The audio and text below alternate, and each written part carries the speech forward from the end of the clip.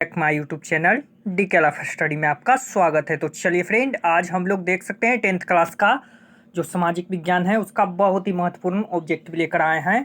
तो चलिए वीडियो में बने रहें फ्रेंड, और हमारे चैनल पर पहली बार विजिट कर रहे हैं तो चैनल को सब्सक्राइब करके और बेल आइकन प्रेस करना ना भूलें। तो चलिए देख सकते हैं आज ऑब्जेक्टिव कुछ लेकर आए हैं जो बहुत ही महत्वपूर्ण है। तो चलिए वीडियो में बने रहें। तो चलिए फ्रेंड देखते हैं पहला नंबर जो क्वेश्चन है। पहला नंबर जो क्वेश्चन है, देख सकते हैं कि फ्रांस में किस किस शासन वंश की स्थापना वियना कांग्रेस के द्वारा की गई थी। तो फ्रांस में फ्रेंड है वह सी हो जाएगा, यानी बुर्बो वंश के द्वारा है जो वियना कांग्रेस की स्थापना की गई थी। तो चलिए देखते हैं नेक्स्ट नंबर प्रश्न। देख सकते हैं नेक्स्ट नंबर जो प्रश्न है कि यूरोप, देख सकते हैं यंग यूरोप एवं यंग इटली की संस्थापना किसने की थी। यंग यूरोप और यंग इटली के संस्थापना किसने की थी। तो यह मेजनी ने किया था, यानी ये नंबर इसका आंसर हो जाएगा। चलिए नेक्स्ट नंबर प्रश्न में देखेंगे कि किस युद्ध के बाद जर्मनी का एकीकरण हुआ। तो किस युद्ध के बाद हुआ था फ्रेंड, तो डी हो जाएगा, यानी सेडोन का युद्ध के बाद जर्मनी का एकीकरण हुआ था। चलिए नेक्स्ट नंबर प्रश्न देखेंगे। देख सकते हैं कि जालवेरिन एक संस्था थी। तो जालवेरिन एक संस्था थी किसकी, तो इसका आंसर भी हो जाएगा, यानी व्यापारियों की यह संस्था थी। चलिए देख सकते हैं 5 नंबर जो प्रश्न है, 5 नंबर प्रश्न है कि देख सकते हैं सेडाओ के युद्ध में किनकी पराजय हुई। तो सेडाओ के युद्ध में हुआ था वह ए हो जाएगा, ऑस्ट्रिया की पराजय हुई थी। किनकी, ऑस्ट्रिया की पराजय हुई थी। नेक्स्ट, मेटरनिक कहाँ का चांसलर था। तो मेटरनिक था वह ऑस्ट्रिया का चांसलर था। कहाँ का, ऑस्ट्रिया का चांसलर था। चलिए देख सकते हैं 7 नंबर प्रश्न में देखेंगे। देख सकते हैं कि बिस्मार्क क्या था। तो बिस्मार्क था जो हो जाएगा डी, यह एक कूटनीतिज्ञ था। बिस्मार्क था जो कूटनीतिज्ञ था। चलिए नेक्स्ट नंबर प्रश्न में देखेंगे कि जर्मनी चास्टिन आंदोलन कहाँ हुआ था। देख सकते हैं जर्मनी चास्टिन आंदोलन कहाँ हुआ था, तो यह हुआ था डी, यानी इंग्लैंड में हुआ था। तो चलिए वीडियो में बने रहे फ्रेंड। देख सकते हैं 9 नंबर प्रश्न देखेंगे कि सन 1870 में फ्रांस और पर्सा के बीच बीच युद्ध कहाँ हुआ था। तो सन 1870 में जो फ्रांस और पर्सा के बीच कौन सा युद्ध हुआ था, तो ये सेडोन का युद्ध हुआ था। कौन सा युद्ध, सेडोन का युद्ध हुआ था। चलिए 10 नंबर प्रश्न देखेंगे कि गैरिबाल्डी पेशे से क्या था। तो गैरिबाल्डी था वह पेशे से नाविक था। क्या था, गैरिबाल्डी पेशे से नाविक था। चलिए देख सकते हैं 11 नंबर प्रश्न है कि काम के अधिकार से संवैधानिक अधिकार का रूप सबसे पहले कहाँ मिला। देख सकते हैं काम का अधिकार का संवैधानिक अधिकार सबसे पहले मिला था वह सोवियत संघ में मिला था। कहाँ, सोवियत संघ, यानी ये नंबर इसका आंसर हो जाएगा। चलिए देख सकते हैं 12 नंबर प्रश्न है कि बोल्शेविक क्रांति कब हुई थी। तो बोल्शेविक क्रांति हुई थी वह भी हो जाएगा नवंबर 1917 में हुई थी। चलिए नेक्स्ट नंबर प्रश्न में देखेंगे कि अंतर्राष्ट्रीय मजदूर दिवस किस तिथि को मनाया जाता है। तो अंतर्राष्ट्रीय मजदूर दिवस है वह 1 मई को मनाया जाता है। किस तिथि को, 1 मई को मनाया जाता है। चलिए देख सकते हैं 14 नंबर प्रश्न है कि कार्ल मार्क्स का जन्म कहाँ हुआ था। तो कार्ल मार्क्स का जन्म हो जाएगा वह सी, यानी जर्मनी में हुआ था। कार्ल मार्क्स का जन्म कहाँ हुआ था, जर्मनी में। नेक्स्ट देख सकते हैं कि रूस में जार का क्या अर्थ होता था। तो रूस में जार का अर्थ होता है डी, हो जाएगा रूस का सम्राट होता है। चलिए देख सकते हैं 16 नंबर प्रश्न है कि लेनिन ने नई आर्थिक नीति की घोषणा कब की थी। तो लेनिन ने नई आर्थिक नीति की घोषणा 1921 में की थी। किसमें, 1921 में।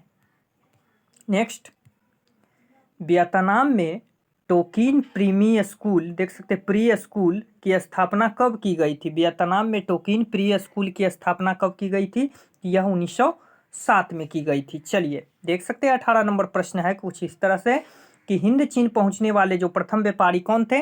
तो हिंद चीन पहुंचने वाले जो प्रथम व्यापारी थे वह पुर्तगाली थे। कौन थे, पुर्तगाली थे। चलिए देख सकते हैं 19 नंबर प्रश्न है कि नरंतम सिंहांकू कहाँ का शासक था। तो नरंतम सिंहांकू था जो डी हो जाएगा, कंबोडिया का शासक था। कहाँ का, कंबोडिया का शासक था। देख सकते हैं 20 नंबर प्रश्न है कि अंकोरवाट का मंदिर कहाँ स्थित है। तो अंकोरवाट का मंदिर स्थित है वह डी हो जाएगा, यानी कंबोडिया में स्थित है। तो चलिए वीडियो में बने रहे फ्रेंड, और हमारे चैनल पर पहली बार विजिट कर रहे हैं चैनल को सब्सक्राइब जरूर करें। तो चलिए देख सकते हैं आज 10th क्लास का हिस्ट्री का बहुत ही महत्वपूर्ण ऑब्जेक्टिव लेकर आए हैं। तो चलिए 21 नंबर प्रश्न देखेंगे कि the history of the loss of Vietnam किसने लिखा था। The history of the loss of Vietnam किसने लिखा था। तो यह हो जाएगा बी हो जाएगा फान बोई चाओ ने लिखा था। किसने? फान बोई चाओ ने। चलिए देख सकते हैं 22 नंबर जो प्रश्न है कि जलियांवाला बाग हत्याकांड कब हुआ था। तो जलियांवाला बाग हत्याकांड हुआ था वह 13 अप्रैल 1919 को हुआ था। कब? 13 अप्रैल 1919 को। देख सकते हैं नेक्स्ट नंबर जो प्रश्न है कि फॉरवर्ड ब्लॉक की स्थापना संस्थापक कौन थे। तो फॉरवर्ड ब्लॉक के जो संस्थापक थे वह सुभाष चंद्र बोस थे। कौन थे? सुभाष चंद्र बोस थे। चलिए देख सकते हैं 24 नंबर प्रश्न देखेंगे कि साइमन कमीशन किस वर्ष भारत आया था। तो साइमन कमीशन भारत आया था वह सी 1928 में भारत आया था। साइमन कमीशन भारत 1928 में आया था। चलिए देख सकते हैं कि भारतीय राष्ट्रीय कांग्रेस के जो पहले अध्यक्ष कौन थे। तो भारतीय राष्ट्रीय कांग्रेस के जो पहले अध्यक्ष थे वह डी हो जाएगा बोमेश चंद्र बनर्जी थे। कौन? बोमेश चंद्र बनर्जी। देख सकते हैं 26 नंबर प्रश्न है रंपा विद्रोह कब हुआ था। तो रंपा विद्रोह हुआ था वह 1916 में हुआ था। कब हुआ था? 1916 में। नेक्स्ट, पूर्ण स्वराज की मांग का प्रस्ताव कांग्रेस के किस वार्षिक अधिवेशन में पारित हुआ था। तो पूर्ण स्वराज की जो मांग की प्रस्तावना की गई थी वह ए हो जाएगा लाहौर 1929 में पारित हुआ था। चलिए देख सकते हैं 28 नंबर प्रश्न है कि Jamsetji Tata iron and steel company की स्थापना कब की गई थी। तो जमशेदजी जो Tata iron and steel company की स्थापना जो बी हो जाएगा 1907 में किया गया था। चलिए देख सकते हैं 29 नंबर प्रश्न कुछ इस तरह से है कि पटना में गोलघर का निर्माण किस वर्ष किया गया था। तो पटना में गोलघर का निर्माण था वह 1786 में किया गया था। किस वर्ष? 1786। गोलघर अनाज रखने के लिए काम आया जाता था। देख सकते हैं। चलिए 30 नंबर प्रश्न देखेंगे कि गार्डन सिटी की योजना किसने बनाई थी। तो गार्डन सिटी की जो योजना बनाई थी वह सी हो जाएगा यानी एबो। देख सकते हैं एबो नेजर हार्वर्ड ने। चलिए देख सकते हैं फ्रेंड कुछ भूगोल का प्रश्न भी लेकर आए हैं। तो चलिए वीडियो में बने रहे फ्रेंड। तो चलिए भूगोल का कुछ ऑब्जेक्टिव क्वेश्चन भी लेकर आए हैं इसमें। तो देख सकते हैं कि भारत में लगभग कितने खनिज पाए जाते हैं। तो भारत में लगभग 100 खनिज पाया जाता है। कितना? 100 खनिज पाया जाता है। चलिए देख सकते हैं नेक्स्ट नंबर जो क्वेश्चन है कि यूरेनियम का प्रमुख उत्पादन स्थल कहाँ है। तो यूरेनियम का जो प्रमुख उत्पादन स्थल है वह सी हो जाएगा जादूगोड़ा में स्थित है। चलिए देख सकते हैं तीसरा नंबर प्रश्न है कि निम्न में से कौन सा जानवर केवल भारत में ही पाया जाता है। तो बी हो जाएगा डॉल्फिन है फ्रेंड जो केवल भारत में ही पाया जाता है। चलिए देख सकते हैं चौथा नंबर जो प्रश्न है कि निम्न में से कौन उपभोक्ता उद्योग है। तो कौन उपभोक्ता उद्योग है। तो ये हो जाएगा चीनी। चीनी है जो उपभोक्ता उद्योग है।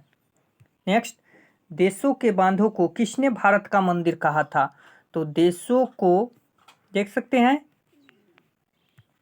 देशों के बांधों को किसने भारत का मंदिर कहा था। तो सी हो जाएगा पंडित नेहरू ने देशों को भारत का मंदिर कहा। देख सकते हैं बांधों को भारत का मंदिर कहा है। तो चलिए देख सकते हैं 6 नंबर प्रश्न देखेंगे कि हीराकुंड परियोजना किस नदी पर स्थित है। तो हीराकुंड परियोजना ए हो जाएगा महानदी पर स्थित है। किस पर? महानदी पर। देख सकते हैं नेक्स्ट नंबर प्रश्न है कि निम्नलिखित में से कौन रबी फसल है। तो बी हो जाएगा चना है फ्रेंड वह रबी फसल है। चलिए 8 नंबर प्रश्न देखेंगे कि भारत में जल का सबसे अधिक उपयोग किया जाता है। तो भारत में जल का सबसे अधिक उपयोग घरेलू उपभोग में किया जाता है। चलिए देख सकते हैं 9 नंबर प्रश्न है कि ऊर्जा का गैर परंपरागत स्रोत क्या है। तो बी हो जाएगा सूर्य किरण है जो गैर परंपरागत स्रोत है। नेक्स्ट, जल किस प्रकार का संसाधन है। तो जल है वह चक्रीय संसाधन है। कौन सा संसाधन है? चक्रीय संसाधन है। चलिए 11 नंबर प्रश्न देखेंगे कि मैग्नीज का उपयोग किया जाता है। तो मैग्नीज का उपयोग इनमें से सभी के लिए किया जाता है यानी फोटोग्राफी उद्योग, बैटरी उद्योग निर्माण, माचिस उद्योग, इनमें से सभी के लिए किया जाता है। चलिए 12 नंबर प्रश्न देखेंगे कि भारत के सबसे लंबा नहर कौन है। तो सबसे लंबा नहर हो जाएगा इंदिरा गांधी नहर जो राजस्थान में स्थित है। भारत के सबसे लंबा नहर है। चलिए देख सकते हैं नेक्स्ट नंबर प्रश्न है कि राष्ट्रीय वन नीति के अनुसार भारत में कम से कम कितने प्रतिशत भाग पर वन होना चाहिए? तो बी हो जाएगा 33.3% पर है जो वन होना चाहिए। चलिए देख सकते हैं 14 नंबर प्रश्न है कि भारत का पहला परमाणु ऊर्जा स्टेशन कहाँ स्थापित हुआ था? तो भारत का जो पहला परमाणु ऊर्जा स्टेशन है वह ये हो जाएगा तारापुर में स्थापित हुआ था। चलिए देख सकते हैं 15 नंबर प्रश्न है कि किस राज्य में खनिज तेल का भंडार है? तो ये हो जाएगा असम है जो खनिज तेल का विशाल भंडार है सबसे। चलिए देख सकते हैं कि प्राकृतिक गैस किस खनिज में पाया जाता है? तो प्राकृतिक गैस है वह पेट्रोलियम में पाया जाता है। किसमें? पेट्रोलियम में। 17 नंबर प्रश्न देखेंगे कि कौन भारत का सबसे बड़ा लौह उत्पादक राज्य है? तो भारत का सबसे बड़ा लौह उत्पादक राज्य कर्नाटक हो जाएगा, यानी ए नंबर। 18 नंबर प्रश्न देखेंगे कि भखला नंगल परियोजना किस नदी पर स्थित है? तो भखरा नंगल परियोजना है जो सतलज नदी पर स्थित है। किस पर? सतलज नदी पर स्थित है। 19 नंबर प्रश्न है कि ताप विद्युत केंद्र का उदाहरण है? तो ताप विद्युत केंद्र का उदाहरण हो जाएगा फ्रेंड बरौनी हो जाएगा। देख सकते हैं ताप विद्युत केंद्र का उदाहरण बरौनी हो जाएगा। चलिए देख सकते हैं 20 नंबर प्रश्न है कि भारत में निम्न में कौन से राज्य में मैग्नीज का सबसे बड़ा उत्पादक राज्य है? तो कौन सा है जो मैग्नीज का सबसे बड़ा उत्पादक राज्य है? तो डी हो जाएगा मध्य प्रदेश। चलिए 21 नंबर प्रश्न देखेंगे कि भारत के किस स्थान पर पहला परमाणु ऊर्जा केंद्र स्थापित किया गया था? तो यह डी हो जाएगा तारापुर है जो भारत का पहला परमाणु ऊर्जा केंद्र को स्थापित किया गया था। 22 नंबर प्रश्न देखेंगे। देख सकते हैं कि 22 नंबर प्रश्न है कि इनमें से कौन सा जीव केवल भारत में पाया जाता है? तो देख सकते हैं एक सींग वाले गौंडे। चलिए देख सकते हैं कि बृहदत क्षेत्र में जल की उपस्थिति के कारण पृथ्वी को कहते हैं। तो बृहदत क्षेत्र में जल की उपस्थिति के कारण पृथ्वी को नीला ग्रह कहते हैं। क्या कहते हैं? नीला ग्रह कहते हैं। चलिए नेक्स्ट, विश्व के कुल जल का कितना प्रतिशत भाग महासागरों में पाया जाता है? तो ये हो जाएगा 96.5% है जो महासागरों में जल पाया जाता है। चलिए देख सकते हैं कि निम्नलिखित में से कौन खरीफ फसल है? तो खरीफ फसल हो जाएगा जो चावल हो जाएगा। तो चलिए वीडियो में बने रहें फ्रेंड, और हमारे चैनल पर पहली बार विजिट कर रहे हैं तो चैनल को सब्सक्राइब जरूर कर दें। तो चलिए देख सकते हैं 26 नंबर प्रश्न देखेंगे कि भारत में कहवा का सबसे बड़ा उत्पादक राज्य कौन है? तो भारत में कहवा का सबसे बड़ा उत्पादक राज्य कर्नाटक है। कौन है? कर्नाटक है। चलिए देख सकते हैं 27 नंबर प्रश्न है कि निम्नलिखित में से किस फसल की खेती रोपण कृषि के अंतर्गत की जाती है? तो देख सकते हैं रोपण कृषि के अंतर्गत की जाने वाली है जो डी हो जाएगा चाय। क्या होगा? चाय हो जाएगा। चलिए देख सकते हैं कि सोपानी कृषि किस राज्य में प्रचलित है? तो सोपानी कृषि है जो उत्तराखंड में प्रचलित है। किसमें? उत्तराखंड में प्रचलित है। नेक्स्ट नंबर प्रश्न है कि किस राज्य में खनिज तेल का विशाल भंडार है? तो किस राज्य में खनिज तेल का विशाल भंडार है? तो असम हो जाएगा। किसमें? असम में। चलिए देख सकते हैं 30 नंबर प्रश्न है कि निम्नलिखित में से कौन सा चीनी का दूसरा सबसे बड़ा उत्पादक है? तो सी हो जाएगा उत्तर प्रदेश है जो चीनी का दूसरा सबसे बड़ा उत्पादक है। चलिए 31 नंबर प्रश्न देखेंगे कि इनमें से कौन सा उपभोक्ता उद्योग है? तो उपभोक्ता उद्योग में हो जाएगा सी, यानी चीनी हो जाएगा। चलिए देख सकते हैं 32 नंबर प्रश्न है कि पक्की सड़कों की लंबाई की दृष्टि से प्रथम स्थान कौन सा राज्य है? तो यह हो जाएगा बी, यानी महाराष्ट्र हो जाएगा। कौन? महाराष्ट्र हो जाएगा। चलिए देख सकते हैं कि नागपुर सड़क योजना के अंतर्गत सड़कों को कितने भागों में बांटा गया है? तो सड़कों को 4 भागों में बांटा गया है। कितना? 4 भागों में। चलिए देख सकते हैं 34 नंबर प्रश्न, बिहार की पहली रेल लाइन कौन थी? तो बी हो जाएगा ईस्ट इंडिया रेल लाइन है। देख सकते हैं ईस्ट इंडिया रेल लाइन जो बिहार की सबसे पहली रेल लाइन है। चलिए 35 नंबर प्रश्न देखेंगे कि निम्नलिखित में से कौन उद्योग कृषि पर आधारित नहीं है? तो कौन सा उद्योग है जो कृषि पर आधारित नहीं है? तो बी हो जाएगा सीमेंट उद्योग है जो कृषि पर आधारित नहीं है। 36 नंबर प्रश्न देखेंगे कि बिहार में कितने प्रतिशत भौगोलिक क्षेत्रों में वन का फैलाव है। तो देख सकते हैं वन का फैलाव है 0.7% है जो वन का फैलाव है। चलिए देख सकते हैं 37 नंबर प्रश्न है कि बिहार में नहरों द्वारा सर्वाधिक सिंचाई किस जिले में होती है। तो बिहार में नहरों के द्वारा सर्वाधिक सिंचाई यह रोहतास में होती है। किसमें? रोहतास में। चलिए 38 नंबर प्रश्न देखेंगे कि पूर्व मध्य रेलवे का मुख्यालय कहाँ स्थित है। तो पूर्व मध्य रेलवे का मुख्यालय हाजीपुर स्थित है। कहाँ? हाजीपुर। चलिए 39 नंबर प्रश्न देखेंगे कि निम्नलिखित में से कौन परियोजना बिहार राज्य में है। तो इनमें से सभी परियोजना है फ्रेंड वह बिहार राज्य में है। सोन परियोजना, कोसी परियोजना और गंडक परियोजना इनमें से सभी हो जाएगा। 40 नंबर प्रश्न है कि संजय गांधी जैविक उद्यान किस नगर में स्थित है। तो संजय गांधी जैविक उद्यान है वह पटना में स्थित है। यह पटना के चिड़ियाघर का नाम है संजय गांधी जैविक उद्यान। तो चलिए डी नंबर इसका आंसर हो जाएगा। चलिए कुछ राजनीतिक शास्त्र से क्वेश्चन लेकर आए हैं फ्रेंड। तो चलिए वीडियो में बने रहें और हमारे चैनल पर पहली बार विजिट कर रहे हैं तो चैनल को सब्सक्राइब करके और बेल आइकन प्रेस करना ना भूलें। तो चलिए देख सकते हैं कि पहला नंबर जो क्वेश्चन है कि भाषाई के आधार पर बनने वाला जो प्रथम राज्य वह कौन है। तो भाषा के आधार पर बनने वाला जो प्रथम राज्य है वह आंध्र प्रदेश है। आंध्र प्रदेश है। चलिए देख सकते हैं दूसरा जो है कि इंग्लैंड में जो महिलाओं का वयस्क मत अधिकार किस वर्ष प्राप्त हुआ था। तो यह हुआ था 1928 में। कब हुआ था? 1928 में। नेक्स्ट, महिलाओं मतदान का अधिकार सर्वप्रथम किस राष्ट्र में दी गई। तो यह सी हो जाएगा, यानी यह ब्रिटेन में दी गई। चलिए देख सकते हैं चौथा नंबर जो है कि बिहार में पंचायती राज्य संस्थाओं में महिलाओं के लिए कितनी सीटें आरक्षित हैं। तो 4 का आंसर ये हो जाएगा, यानी 50% सीट है जो बिहार में महिलाओं के लिए आरक्षित है। चलिए देख सकते हैं संघ सरकार का उदाहरण है। तो संघ सरकार का उदाहरण हो जाएगा ए, अमेरिका।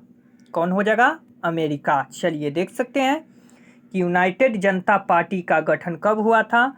तो यूनाइटेड जनता पार्टी का गठन हुआ था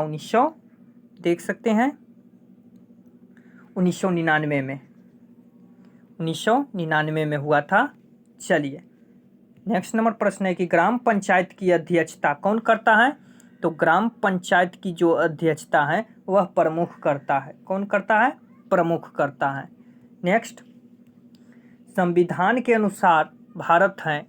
तो संविधान के अनुसार भारत है राज्यों का संघ है। क्या है? राज्यों का संघ है। नेक्स्ट, पंचायत सचिव किस संस्था का सचिव होता है।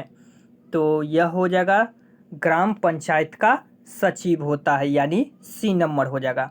चलिए देख सकते हैं कि सरपंच अधिकतम कितने रुपए तक के मामले की सुनवाई कर सकता है। तो यह सरपंच है जो लगभग सी हो जाएगा, यानी 10,000 रुपये तक के मामले को सुनवाई कर सकती है। नेक्स्ट, भारत में सर्वोच्च न्यायालय के मुख्य न्यायाधीश की नियुक्ति कौन करता है। तो भारत में सर्वोच्च न्यायालय के मुख्य न्यायाधीश की नियुक्ति राष्ट्रपति करता है। कौन? राष्ट्रपति करता है। चलिए 12 नंबर प्रश्न देखेंगे कि बिहार में कितनी आबादी पर पंचायत समिति का एक समुदाय चुना जाता है। तो यह सी हो जाएगा, यानी 5,000 आबादी पर है जो समुदाय चुना जाता है। चलिए 13 नंबर प्रश्न है कि भारत में कहाँ महिलाओं के लिए आरक्षण की व्यवस्था है। तो पंचायत राज व्यवस्था में भारत में महिलाओं के लिए आरक्षण व्यवस्था है। चलिए 14 नंबर प्रश्न है कि गठबंधन सरकार की पकड़ शासन पर ढीली होती है। तो कैसी होती है? देख सकते हैं गठबंधन सरकार की पकड़ शासन पर होती है तो कैसी होती है। तो यह ढीली होती है। चलिए देख सकते हैं कि लोकसभा में निर्वाचन हेतु कुल सीटों की संख्या कितनी है। तो यह हो जाएगा 543 है। लोकसभा में निर्वाचन कुल सीटों की संख्या 543 है। नेक्स्ट, राजनीतिक दलों में मान्यता और उनका चिन्ह किसके द्वारा प्रदान किया जाता है। तो यह सी हो जाएगा, यानी निर्वाचन आयोग के द्वारा यह प्रदान किया जाता है। तो चलिए वीडियो में बने रहें फ्रेंड। तो चलिए देख सकते हैं कि बांग्लादेश नामक नया देश का निर्माण कब हुआ। तो यह सी हो जाएगा 1971 में हुआ था। कब हुआ था? 1971 में। नेक्स्ट, पंचायत राज्य की शुरुआत भारत में कहाँ से हुआ था? तो यह हुआ था राजस्थान से। पंचायत राज्य की शुरुआत भारत में राजस्थान से हुआ था। चलिए देख सकते हैं कि निम्नलिखित में से किसे विशेष राज्य का दर्जा प्राप्त है? तो पहले प्राप्त था फ्रेंड, अब प्राप्त नहीं है। आप लोग याद रखिएगा, जम्मू कश्मीर को पहले विशेष राज्य का दर्जा प्राप्त था, लेकिन अब वह केंद्र शासित प्रदेश बनाया गया है। तो चलिए देख सकते हैं कि चिपको आंदोलन की शुरुआत किस राज्य में हुई थी?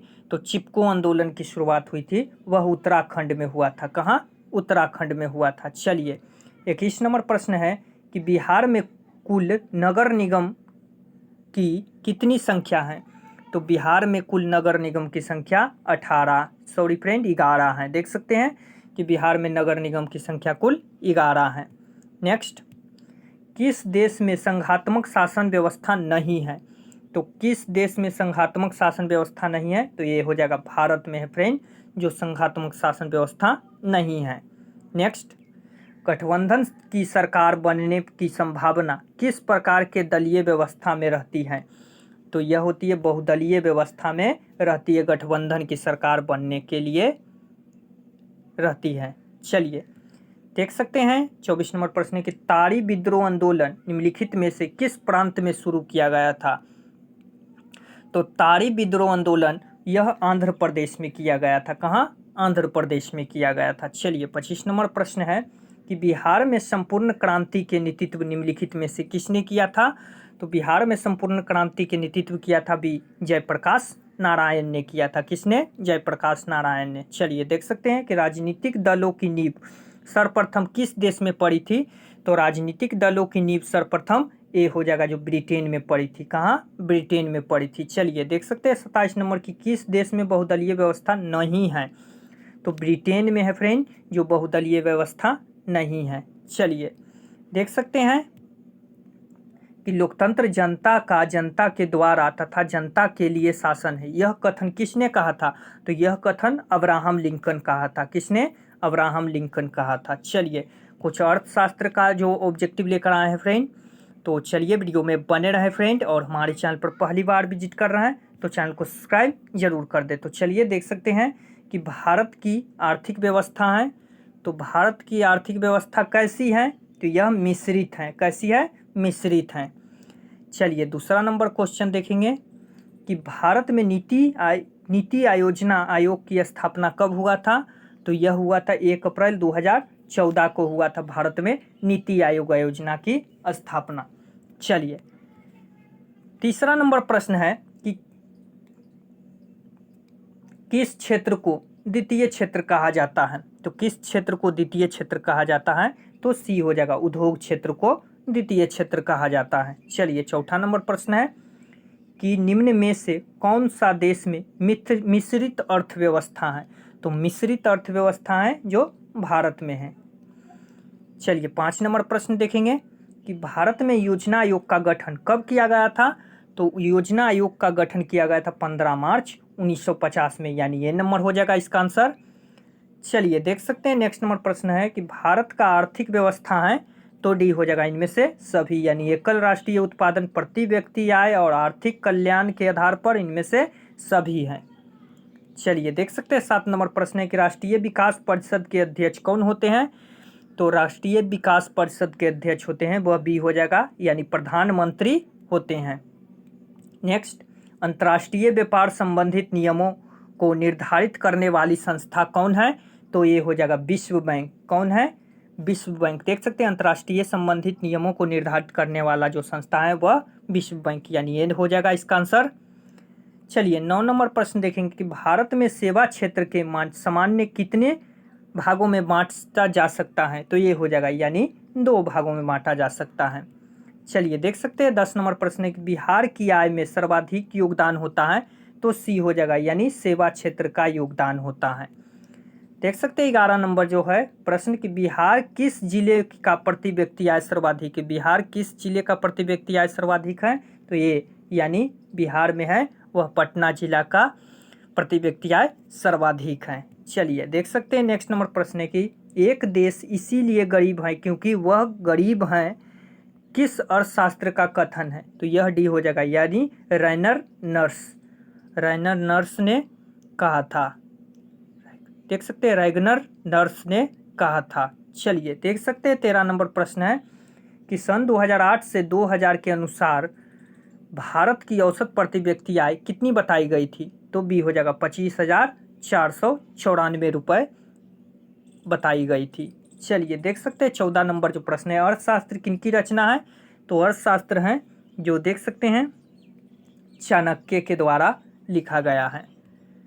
नेक्स्ट, 1 रुपये के नोट जारी किया जा सकता है। 1 रुपये का नोट जारी कौन करता है? तो देख सकते हैं रिजर्व बैंक ऑफ इंडिया करता है। कौन? Reserve bank of India. Next, वस्तु विनिमय प्रणाली निम्न में से कौन सा कठिनाइयाँ हैं? तो यह डी हो जाएगा, उपयुक्त सभी कठिनाइयाँ हैं। कौन सा कठिनाइयाँ हैं? उपयुक्त सभी कठिनाइयाँ हैं। चलिए देख सकते हैं 17 नंबर जो कि निम्न में से किसके अनुसार मुद्रा वह है जो मुद्रा का कार्य करती हैं? तो यह हालट विदर्स ने, किसने? हालट विदर्स ने करती हैं। नेक्स्ट, भारत की वित्तीय राजधानी किस शहर को कहा गया है? भारत की वित्तीय राजधानी मुंबई को कहा गया। किस शहर को? मुंबई को कहा गया है। नेक्स्ट, भारत में सहकारिता आंदोलन का प्रारंभ कब हुआ था? तो भारत में सहकारिता आंदोलन का प्रारंभ 1905 में हुआ था। कब हुआ था? 1905 में। नेक्स्ट, व्यावसायिक बैंक का राष्ट्रीयकरण कब किया गया था? तो व्यावसायिक बैंक का राष्ट्रीयकरण किया गया था 1969 में किया गया था। कब किया गया था? 1969 में। नेक्स्ट, नाबार्ड की स्थापना कब की गई थी? नाबार्ड की स्थापना की गई थी 1982 में की गई थी। चलिए देख सकते हैं 22 नंबर प्रश्न है कि भारतीय रिजर्व बैंक की स्थापना किस वर्ष हुई थी? तो भारतीय रिजर्व बैंक की स्थापना 1935 में हुई थी। कब? 1935 में। नेक्स्ट, कौन सी सेवा सरकारी सेवा है? तो ए शिक्षा सेवा है जो सरकारी सेवा है। ऊर्जा का मुख्य स्रोत क्या है? तो ऊर्जा का मुख्य स्रोत है वह कोयला है। कौन है? कोयला है। तो चलिए वीडियो में बने रहे फ्रेंड। देख सकते हैं कि राष्ट्रीय ग्रामीण रोजगार गारंटी योजना किस महापुरुष के नाम पर है? तो यह राष्ट्रीय ग्रामीण रोजगार गारंटी योजना है जो महात्मा गांधी के देख सकते हैं महापुरुष के नाम पर है। चलिए देख सकते हैं कि स्वर्ण जयंती शहरी रोजगार योजना किस वर्ष शुरू की गई? तो यह 1997 में शुरू की गई थी। चलिए देख सकते हैं 27 नंबर कि इनमें से कौन सा राज्य बीमारू राज्य की श्रेणी में नहीं आता है? तो बीमारू राज्य की श्रेणी में नहीं आता है वह कर्नाटक हो जाएगा। देख सकते हैं 28 नंबर प्रश्न है कि निर्मल भारत निर्माण योजना की शुरुआत किस वर्ष की गई? तो यह सी हो जाएगा, 2002 में किया गया था। निर्मल भारत निर्माण योजना की शुरुआत 2002 में किया गया था। चलिए देख सकते हैं नेक्स्ट नंबर जो प्रश्न है कि 6 वर्ष की आयु वाले बच्चे को दी जाने वाली शिक्षा कहलाती है? तो यह प्रारंभिक शिक्षा कहलाती है। क्या? प्रारंभिक शिक्षा। देख सकते हैं 30 नंबर प्रश्न है कि विश्व के विकसित देश कौन है? तो इनमें से सभी देश हैं वह विकसित हैं। अमेरिका, ब्रिटेन, जापान, इनमें से सभी देश हैं वह विकसित हैं। नेक्स्ट, आर्थिक सुधार नई आर्थिक नीति की क्या विशेषता है? तो इनमें से सभी, उदारीकरण, निजीकरण, वैश्वीकरण, इनमें से सभी हो जाएगा। देख सकते हैं वैश्वीकरण का उद्देश्य है, तो वैश्वीकरण का जो उद्देश्य हो जाएगा इनमें से सभी, यानी वस्तुओं का मुक्त प्रवाह, पूंजी का मुक्त प्रवाह, प्रौद्योगिक का मुक्त प्रवाह, इनमें से सभी हो जाएगा। नेक्स्ट, नई आर्थिक नीति के घटक हैं। तो नई आर्थिक नीति के घटक है उदारीकरण, निजीकरण एवं वैश्वीकरण। देख सकते हैं 34 नंबर प्रश्न है विश्व व्यापार संगठन। देख सकते हैं विश्व व्यापार संगठन का मुख्यालय कहाँ है? तो यह जिनेवा हो जाएगा। विश्व व्यापार संगठन का मुख्यालय कहाँ है? जिनेवा। नेक्स्ट, विश्व व्यापार संगठन की स्थापना किस वर्ष हुई थी? तो बी हो जाएगा 1995 में हुई थी विश्व व्यापार संगठन की स्थापना। 36 नंबर प्रश्न है कि आर्थिक सुधार संबंधित नवीन आर्थिक नीति कार्यक्रम कब हुआ था? तो यह ए हो जाएगा, यानी जुलाई 1991 में हुआ था। चलिए 37 नंबर प्रश्न देखेंगे कि बिहार में राइट टू सर्विस एक्ट सेवा अधिकार अधिनियम लागू हुआ था, तो कब हुआ था? यह 2011 में हुआ था। तो चलिए वीडियो को लाइक करके शेयर कर दे फ्रेंड, और हमारे चैनल पर पहली बार विजिट कर रहे हैं तो चैनल को सब्सक्राइब करके और बेल आइकन प्रेस करना ना भूले। तो चलिए देख सकते हैं फ्रेंड कि आपदा प्रबंधन से कुछ ऑब्जेक्टिव लेकर आए हैं, तो चलिए वीडियो में बने रहें। देख सकते हैं कि बिहार का कौन सा क्षेत्र बाढ़ग्रस्त क्षेत्र है? तो उत्तरी बिहार है फ्रेंड, जो बाढ़ ग्रसित क्षेत्र है। नेक्स्ट, निम्नलिखित में से किस नदी को बिहार का शोक कहा जाता है? तो बिहार का शोक कोसी नदी को कहा जाता है। किस नदी को? कोसी नदी को। नेक्स्ट, बाढ़ क्या है? तो बाढ़ एक प्राकृतिक आपदा। बाढ़ क्या है फ्रेंड? यह एक प्राकृतिक आपदा है। देख सकते हैं कि सूखा किस प्रकार की आपदा है? तो सूखा है जो प्राकृतिक आपदा है। कौन सी आपदा है? प्राकृतिक आपदा है। नेक्स्ट, सूखे की स्थिति किस प्रकार आती है? तो सूखे की स्थिति है जो धीरे धीरे आती है। चलिए देख सकते हैं 6ठा नंबर प्रश्न है कि सूखे के लिए जिम्मेवार कारक हैं, तो ये वर्षा की कमी है सूखे के लिए जिम्मेवार कारक। चलिए 7 नंबर प्रश्न देखेंगे कि सूखे से बचाव का एक मुख्य तरीका क्या है? तो वर्षा जल संग्रह है जो बचाने का मुख्य तरीका है। चलिए देख सकते हैं 8 नंबर प्रश्न है कि महासागर के तली पर होने वाले कंपन किस नाम से जाना जाता है? तो यह जाना जाता है फ्रेंड जो सुनामी के नाम से जाना जाता है। किसके नाम से? सुनामी के नाम से जाना जाता है। नेक्स्ट, 26 दिसंबर 2004 को विश्व के किस हिस्से में भयंकर सुनामी आया था? तो यह आया था फ्रेंड जो बंगाल की खाड़ी हो जाएगा। इसका आंसर डी हो जाएगा फ्रेंड। 26 दिसंबर 2004 को है जो बंगाल की खाड़ी में भूकंप आया था। चलिए डी नंबर हो जाएगा। चलिए 10 नंबर प्रश्न देखेंगे कि भूकंप से पृथ्वी की सतह पर पहुंचने वाली सबसे पहली तरंग को किस नाम से जाना जाता है? तो यह जाना जाता है पी तरंग। कौन सा तरंग? पी तरंग के नाम से जाना जाता है। नेक्स्ट, भूकंप केंद्र के ऊर्ध्वाधर पृथ्वी पर स्थित केंद्र को कहा जाता है। देख सकते हैं ऊर्ध्वाधर पृथ्वी पर स्थित केंद्र को क्या कहा जाता है? तो अधिकेंद्र कहा जाता है। क्या? अधिकेंद्र कहा जाता है। नेक्स्ट, भूकंप अथवा सुनामी से बचाव का इनमें से कौन सा तरीका सही नहीं है? तो डी यानी भगवान भरोसे बैठे रहना, यह तरीका सही नहीं है। चलिए देख सकते 13 नंबर प्रश्न है कि बाढ़ के समय निम्नलिखित में से किस स्थान पर जाना चाहिए? तो ऊंची भूमि वाला स्थान पर जाना चाहिए। बाढ़ के समय में ऊंची भूमि वाला स्थान पर जाना चाहिए। नेक्स्ट, मलबे के नीचे दबे हुए लोगों को पता लगाने के लिए किस यंत्र की मदद ली जाती है? तो मलबे के नीचे जो दबे हुए लोगों को पता लगाने के लिए इंफ्रारेड कैमरा का उपयोग किया जाता है। इंफ्रारेड कैमरा का उपयोग किया जाता है। चलिए 15 नंबर प्रश्न है कि मानव शरीर में आग से जलने की स्थिति में जले हुए स्थान पर क्या प्राथमिक उपचार करना चाहिए? तो ठंडा पानी डालना चाहिए। क्या? ठंडा पानी डालना चाहिए। नेक्स्ट, सुनामी है, तो सुनामी किस स्थान से आता है? तो सुनामी है जो समुद्र से आता है। किससे? समुद्र से आता है। चलिए नेक्स्ट, सामान्य संचार व्यवस्था को वर्धित होने वाला मुख्य कारण है, तो यह केबल का टूट जाना। वर्धित होने वाला कार्य है केबल का टूट जाना। नेक्स्ट 18 नंबर प्रश्न है कि संचार का सबसे लोकप्रिय साधन क्या है? तो यह सार्वजनिक टेलीफोन हो जाएगा, संचार का सबसे लोकप्रिय साधन। चलिए 19 नंबर प्रश्न देखेंगे कि भूपटल के नीचे वह स्थल जहां भूकंप का जन्म होता है वह क्या कहलाता है? तो वह भूकंप केंद्र कहलाता है। क्या कहलाता है? भूकंप केंद्र कहलाता है। देख सकते हैं नेक्स्ट नंबर प्रश्न है कि निम्नलिखित में कौन प्राकृतिक आपदा है? तो सी हो जाएगा, यानी भूकंप है फ्रेंड जो प्राकृतिक आपदा है। चलिए 21 नंबर प्रश्न देखेंगे कि भूकंप संभावित क्षेत्रों में भवनों की आकृति कैसी होनी चाहिए? तो यह आयतकार होनी चाहिए। कैसी? आयतकार होनी चाहिए। देख सकते हैं 22 नंबर प्रश्न है कि भूस्खलन वाले क्षेत्रों में ढलान पर मकानों का निर्माण किया है। मकान का निर्माण क्या है? तो बी हो जाएगा, यानी अनुचित। 23 नंबर प्रश्न है कि सुनामी प्रभावित क्षेत्रों में मकानों का निर्माण कहाँ करना चाहिए? तो सी हो जाएगा, यानी समुद्र तट से दूर ऊंचाइयों पर करना चाहिए। चलिए देख सकते हैं 24 नंबर प्रश्न है कि बाढ़ से सबसे अधिक क्षति किसकी होती है, यानी हानि किसकी होती है। तो इन देख सकते हैं फसल की, पशु और भवन, इनमें से सभी की हानि होती है। चलिए देख सकते हैं कि कृषि सुखाड़ होता है, तो ये जल के अभाव के कारण कृषि सुखाड़ होती है।